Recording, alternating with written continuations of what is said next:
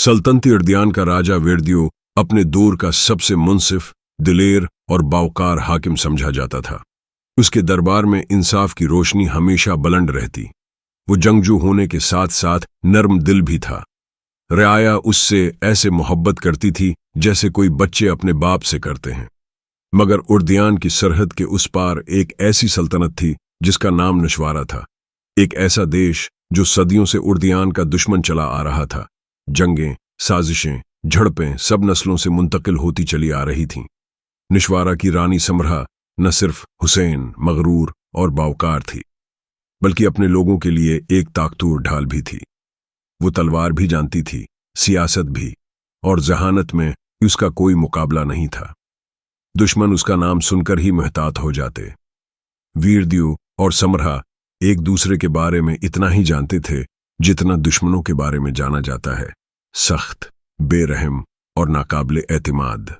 लेकिन तकदीर ने उन दोनों के लिए कुछ ऐसा लिख रखा था जो दोनों देशों की तारीख बदल देने वाला था। एक दिन राजा वीरदियो सरहद के करीब शिकार के लिए निकला। मौसम बदल रहा था, बादल भारी थे और हवा में अजब सा तनाव था। अचानक घने जंगल से घोड़ों के दौड़ने की आवाज आई, साथ औरत की चीख। वीरदियो लपककर आगे बढ़ा। उसने जो मंजर देखा उसने उसे हैरान कर दिया। एक घोड़ा गिरा हुआ था, उसके पास एक औरत जख्मी पड़ी थी। सियाह लिबास, सिर पर चांदी का ताज और चेहरे में अजब शाही वकार। वीरदियो आगे बढ़ा, मगर इसी वक्त उसे पहचान लिया।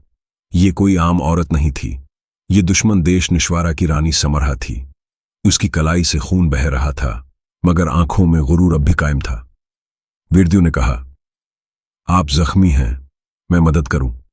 समरहा ने गुस्से से कहा, मैं दुश्मन की मदद नहीं लूंगी। वीरदियो ने नरमी से जवाब दिया, आज मैं दुश्मन नहीं, एक इंसान हूं, और एक जख्मी औरत को मरने के लिए छोड़ देना मेरे उसूल के खिलाफ है। समरहा ने कुछ लम्हे उसे देखा। चेहरे पर गुरूर था, मगर दिल में कमजोरी। आखिरकार बेहोशी ने उसे वीरदियो की बाहों में गिरा दिया। वीरदियो उसे अपने खफिया कीप में लाया, इलाज करवाया, उसे महफूज मकाम में रखा। पूरे 3 दिन वो बेहोश रही। वीरदियो रोज चुपचाप उसे देखकर चला जाता, कभी उसे हाथ नहीं लगाता, कभी उस पर नजर नहीं जमाने देता, बस खामोशी से हिफाजत करता रहता। जब समरहा होश में आई तो हैरान रह गई। मुझे क्यों बचाया? मैं तुम्हारी दुश्मन हूं। वीरदियो मुस्कुराया। जिंदगी दुश्मनी से बड़ी है, और पहली बार समरहा इस इंसान को दुश्मन समझने में हचकिचाई। समरहा चंद दिन वहीं रही। वो जाने के लिए जिद करती, मगर जख्म उसे इजाजत न देते। रिफ्ता रिफ्ता दोनों के बीच खामोश बातें होने लगे। नजरें मिलती और हट जाती। एक आध जुमला दोनों को सोचने पर मजबूर कर देता, और दोनों समझने लगे थे कि उनके दिलों में कुछ बहुत खामोशी से बदल रहा है। एक रात बारिश जोरों पर थी। समरहा सरहद के किनारे खड़ी सोचों में खोई थी। वीरदियो करीब आया और इतने ही नरमी से पूछा, तुम क्यों इतनी उदास हो समरहा? समरहा ने पहली बार अपनी सख्ती हटाकर कहा, मेरे देश में दुश्मनी विरासत है।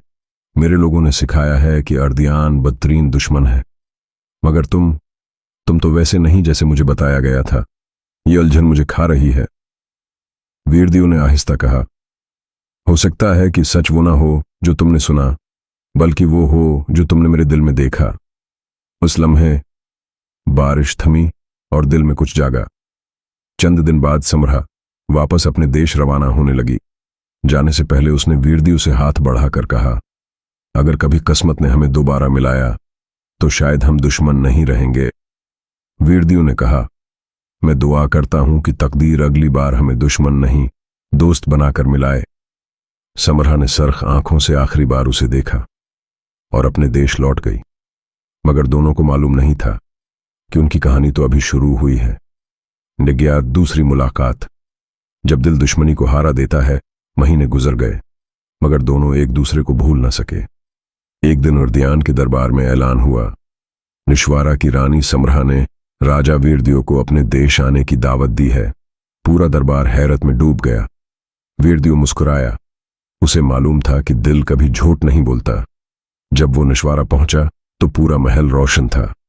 रानी समरहा तख्त पर बैठी थी, मगर आंखों में अजीब सॉफ्टनेस थी। वो खड़ी हुई, आहिस्ता आहिस्ता आगे आई और कह उठी, वीरद्यू, मैंने तुम्हें दुश्मन समझा, मगर तुमने मुझे दुश्मनी से नहीं, जिंदगी से बचाया था। मैं हर रात सोचती रही,